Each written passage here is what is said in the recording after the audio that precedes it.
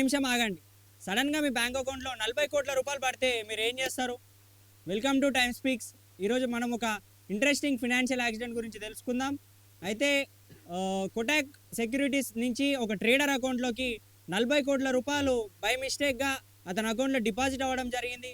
అతను దాన్ని time waste చేయకుండా ఇమ్మీడియేట్‌గా దాని ఒక స్టాక్ మార్కెట్ ట్రేడర్ అవ్వచ్చు. దాంట్లో ఒక ఇన్వెస్ట్ చేయడం జరిగింది. మరియు ఇనీషియల్‌గా అతనికి 54 లక్షల రూపాయలు లాస్ అనేది వచ్చింది. అయితే మళ్ళీ సేమ్ అలానే పెట్టుకున్నప్పుడు అతనికి 2.34 కోట్ల ప్రాఫిట్ రావడం జరిగింది.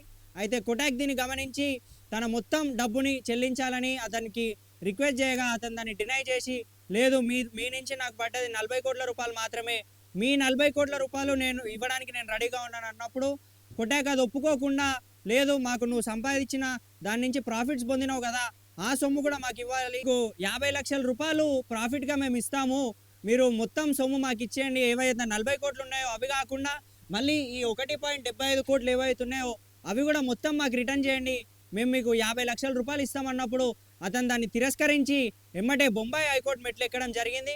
మరియు బొంబాయి హైకోర్టులో వాయిదా పడి ఈరోజు వచ్చిన న్యాయం జస్టిస్ ప్రకారం ఆ 40 కోట్ల రూపాయలు మాత్రమే కొటాక్ అందించాలి. ఏవైతే 1.75 కోట్లు ఇతను సంపాదించుకున్నాడో స్టాక్ మార్కెట్ ద్వారా, ఆ లీగల్గా సంపాదించుకున్న సొమ్ము అది అతనికే సొంతం, మీకు దాంట్లో ఎలాంటి జోక్యం లేదు, దానివల్ల మీకు ఎలాంటి లాస్ లేదని కొటాక్కు చెప్పు దెబ్బ కొట్టినట్టు చెప్పి తన సొమ్ముని ఏవైతే ఆయన సంపాదించుకున్న ప్రాఫిట్ అతనికి ఇప్పించి ఈ 40 కోట్ల రూపాయలు కొటాక్కి ఇప్పించడం అనేది జరిగింది. మరి ఇవే 40 కోట్ల రూపాయలు మీ ఫ్రెండ్ అకౌంట్లో కానీ మీ అకౌంట్లో కానీ పడితే మీరేం చేస్తారు? ఒక్కసారి కింద కామెంట్ రూపంలో తెలియజేయండి.